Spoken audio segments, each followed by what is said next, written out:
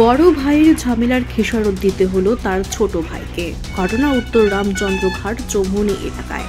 জানা যায়, কোনো একটি বিষয়কে কেন্দ্র করে রানু নামু এবং তার মাকে ওই এলাকার কিছু দলীয় লোকজন ডেকে নিয়ে যায় এবং বলে তার বড় ভাই তাকে বকাবকি করছে।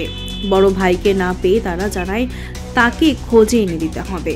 কিন্তু হঠাৎই গতকাল রাতে রানু নামুর দোকানটি কে বা কারা ভেঙে গুড়িয়ে দেয়।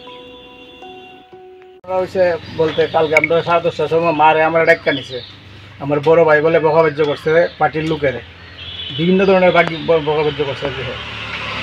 বকাবাজ্য করছে যে এর লেগে আমরা আমার মারে নিচে আমারে আর মারে নিয়ে টর্চার করছে। তারা ওইখানে কইছে কয় আমি তারা আইনা দিতে যে নোক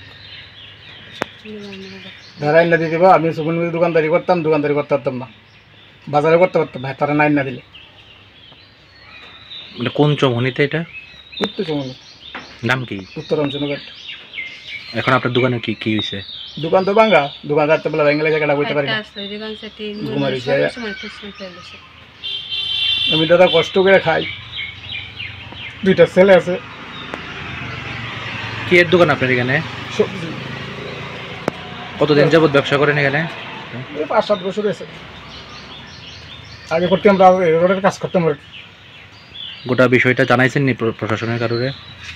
ওরা জানাইছে, কিন্তু আমার কপাল খারাপ। ছোটো ভাইয়ের লেগে যদি নিজের কপালে খারাপ হয় তো কিছু করেন নাই।